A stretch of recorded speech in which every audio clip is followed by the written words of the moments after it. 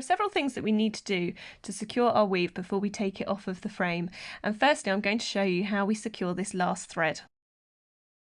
What I tried to do is keep the last thread about 3 times the woven width of the piece, because I'm going to use this to do what's called a hem stitch to secure everything in place. So to do that I use this needle, which has got a slightly angled end, which I find is really helpful. So I thread this up like so. And then what we're going to do is we're going to just secure the thread around this last warp end. So to do this, I'm going to loop the weft thread over the warp thread and pass that needle through and up through the loop. So I'll show you that again.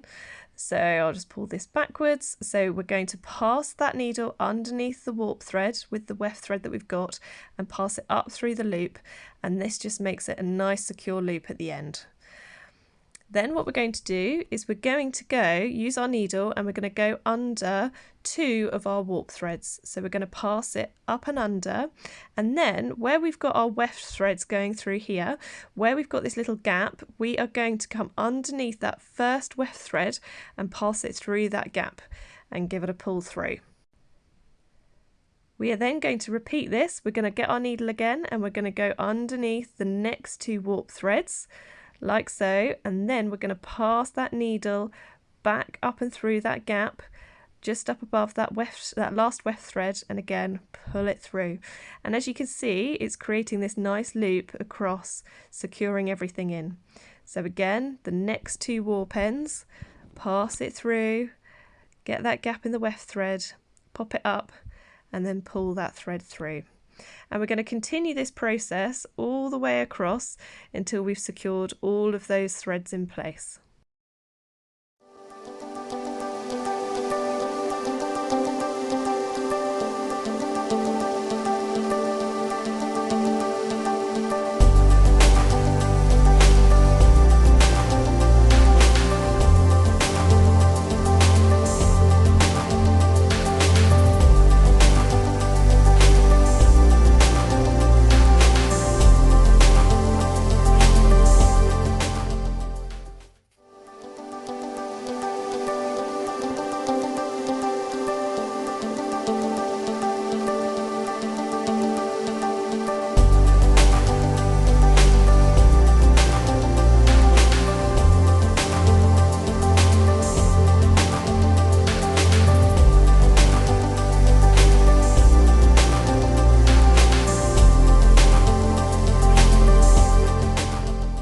So we're getting towards the edge of our sample, so we're carrying on, passing that through, and as you've seen I've sort of gradually been easing up the hem stitch just to make sure everything's nice and straight.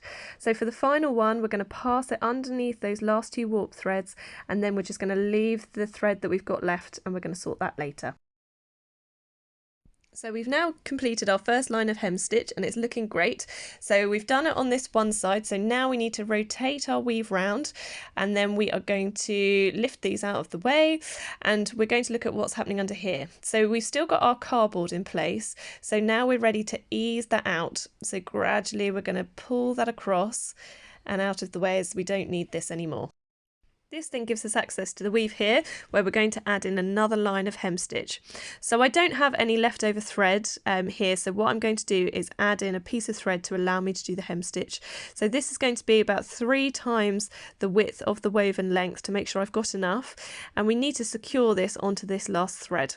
So I'm literally doing this with a simple knot, so I'm passing it under the warp thread and I'm going to just literally tie a little knot around there just to secure it in place. So now that thread is nice and secure, don't worry about the end that's left, we're going to sort that out later.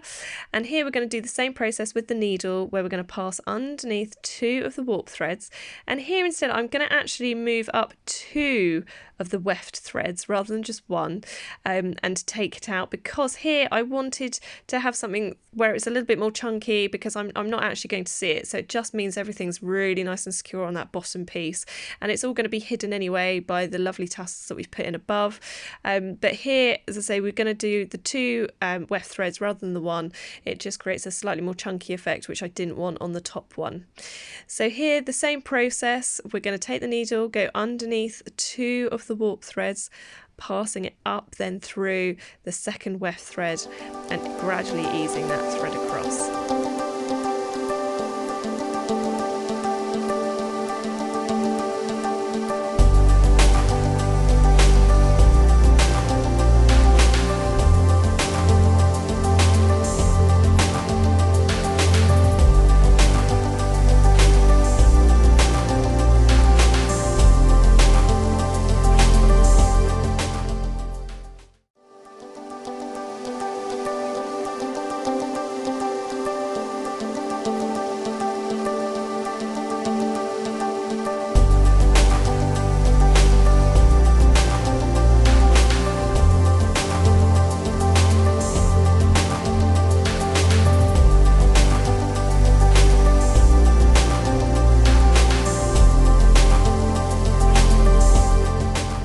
End of doing our hem stitch, and we've got the thread left again, so again we can just leave this at the edge, and then we're going to come back and we're going to secure that in place later.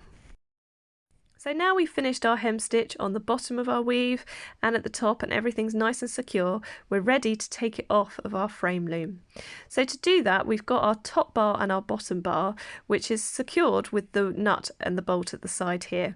So we're just going to loosen that off slightly, like so, on one side. So loosen that one off, and then on the opposite side we're going to do the same, so loosen the next one off as well, and that will release the bottom bar and the tension, which will allow us to then start lifting off very carefully all of the loops that we've got on our weave.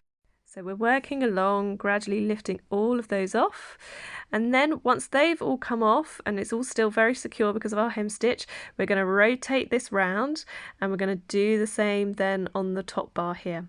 So again, we're going to loosen off one side like so, and then we're going to come to the opposite side and we're going to loosen that off as well, which again has released that tension on that top bar, and we're going to do the same. Because again, everything's nice and secure, we're going to do the same, and we're going to gradually start lifting off all of the loops that we've got attached onto the frame loom.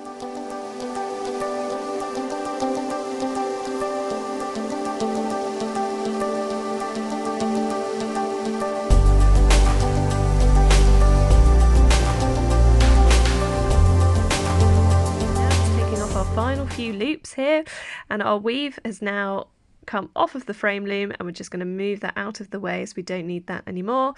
So everything's nice and secure, but now what we need to do is to sort out any chopped ends or anything loose to make a perfect weave.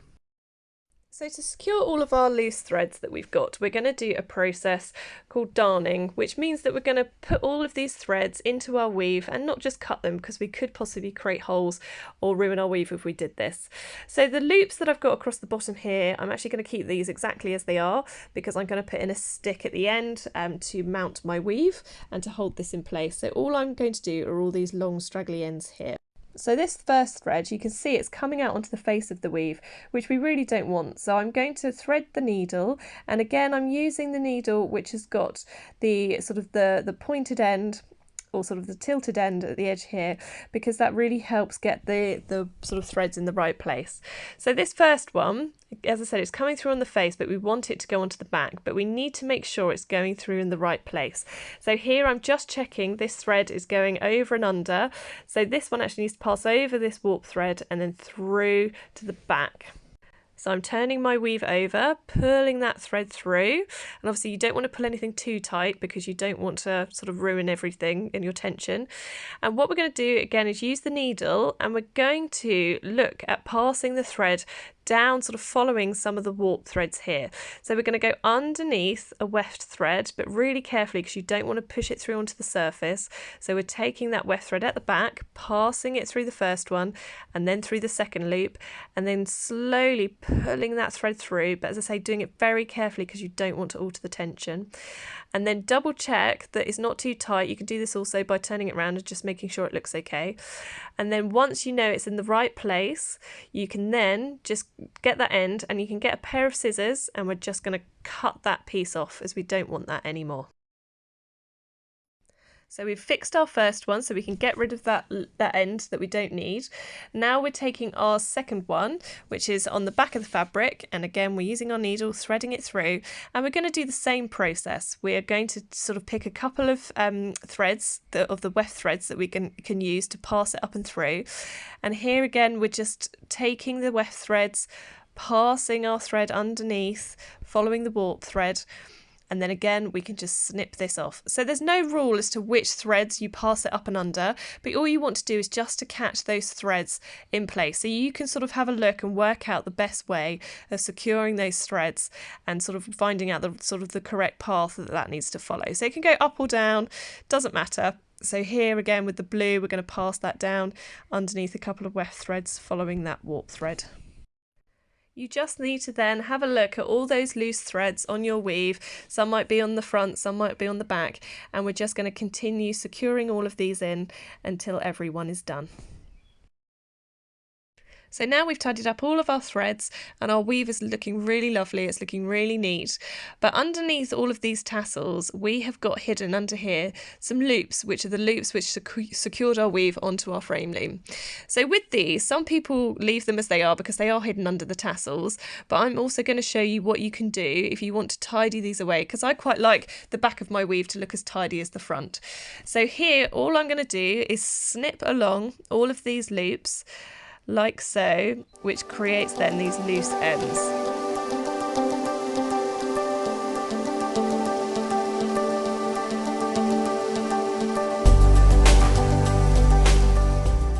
So we've just cut our final loops here, and then what we then need to do is flip our weave over like so. So we're going to work from the back, and then we need to sew in all of these loose threads. So again, we're going to use our needle, so again the one with the nice tilted end here, and we're going to thread up our sort of thread onto the needle, and we're going to do exactly the same process that we use for darning in all of our loose threads. We're going to be passing the thread down through a couple of weft threads, sort of underneath those, following the warp thread line, and then pull that thread through. Again, we don't want to pull it too tightly because we don't want to sort of warp our weave. And then we're going to gradually work along, darning in all of these loose ends.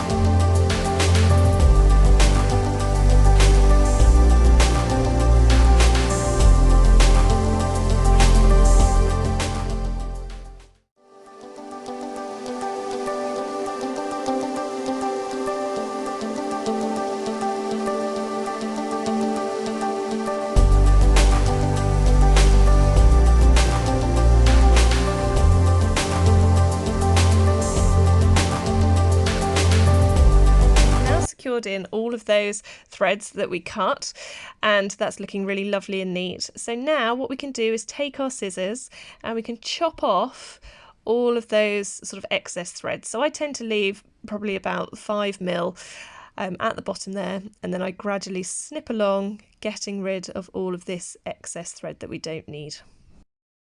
As you can see, it's starting to look really neat across here, and then we're going to flip our weave back over again, and when we do that you'll see how then it's all hidden away, we've got our tassels and everything is really nicely coming together.